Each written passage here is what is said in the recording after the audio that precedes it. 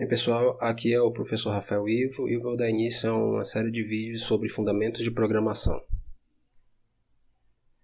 Bem, para responder o que é programação, a gente precisa responder uma série de outras perguntas, como o que é um computador, o que é um programa, o que é uma linguagem de programação e o que é um algoritmo. Tá?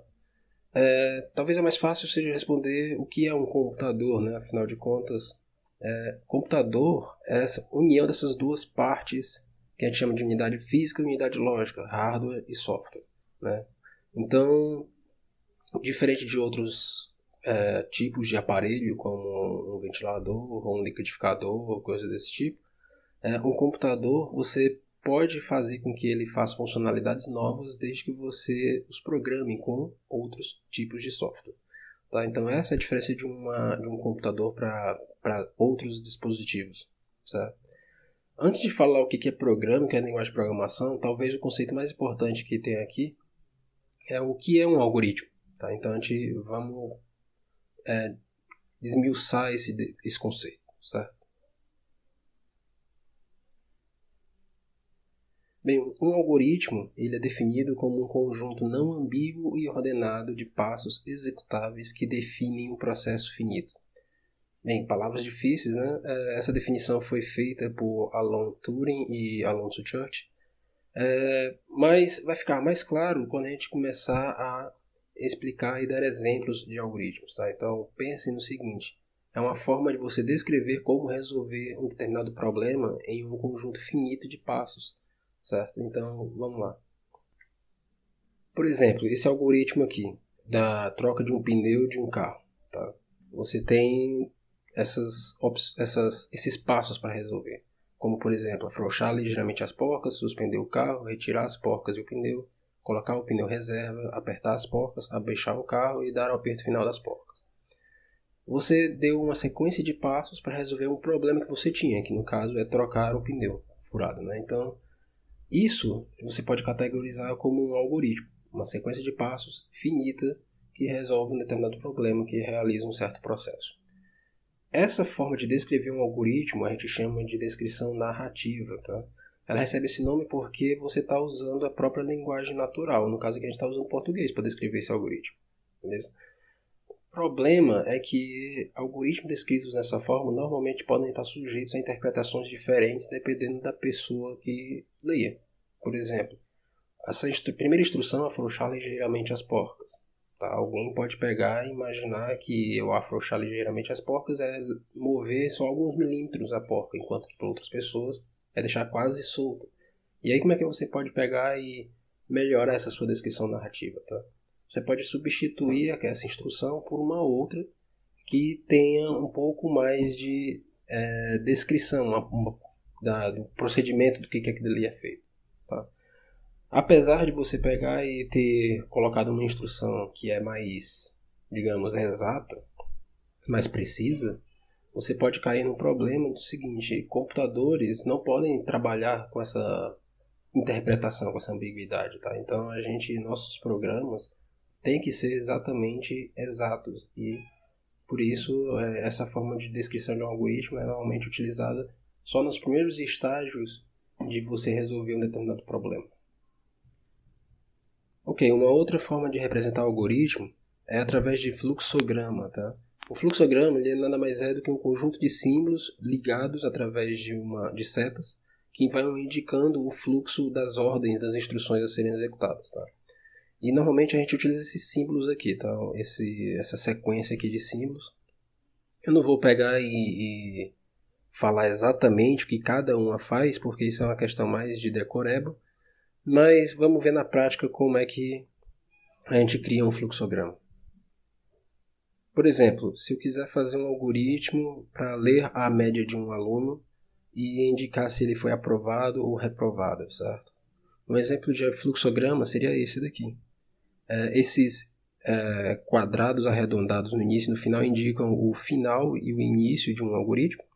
Você tem esse paralelogramo que indica a leitura da média, certo? Então, normalmente a gente utiliza esse símbolo para fazer entrada de dados, ou seja, o usuário entrar com a informação.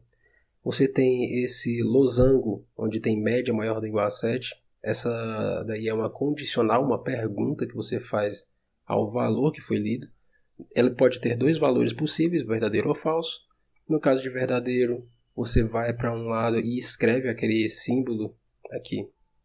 É o símbolo de saída de um programa, de um algoritmo. No caso, escreve na tela a palavra aprovada.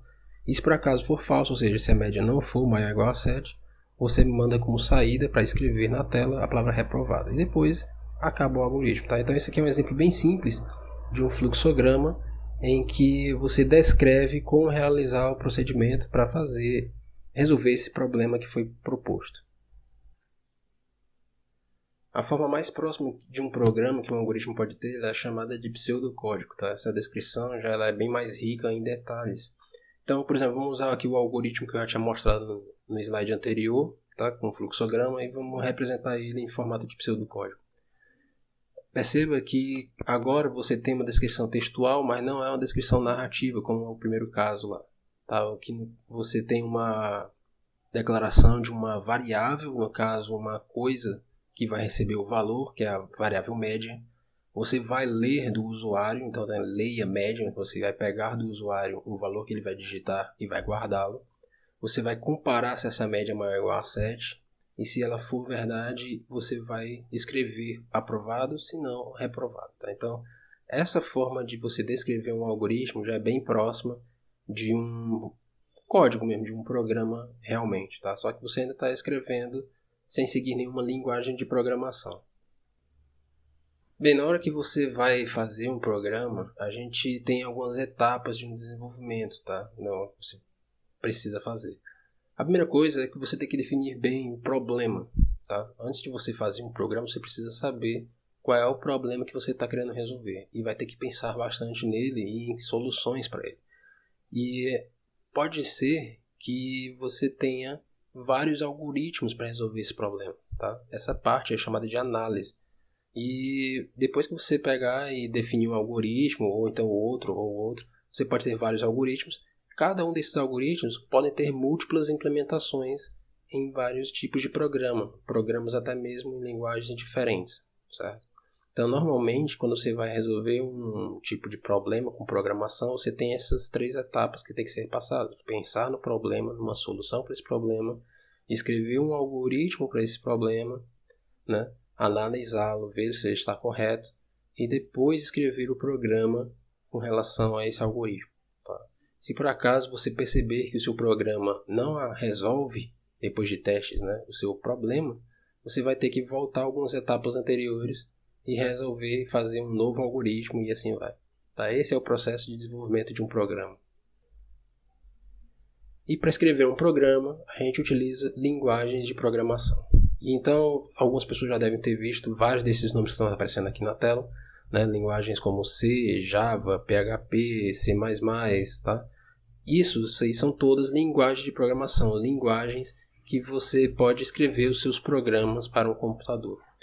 É descrito que uma linguagem de programação é um conjunto de regras sintáticas e semânticas, ou seja, toda linguagem de programação ela tem uma forma, tem um conjunto de instruções específico. Essas instruções têm significados específicos. Essas linguagens, diferente das linguagens naturais, elas são criadas artificialmente, ou seja, uma cientista da computação que realmente cria essas linguagens. E ela serve para dar instruções padronizadas a um computador livre de ambiguidades. Tá? Então, se você escreve um programa usando uma linguagem de programação como C, é para esse programa poder funcionar igualmente em qualquer que seja o computador e não ser mal interpretado em diferentes máquinas, tá certo? Então nas próximas aulas a gente vai falar mais sobre essa programação na linguagem C especificamente, tá? A gente vai continuar usando algoritmo, mas à medida que o tempo for passando, à medida que as aulas forem passando, a gente vai dar mais ênfase a fazer programas simples em C. Então até mais e tchau!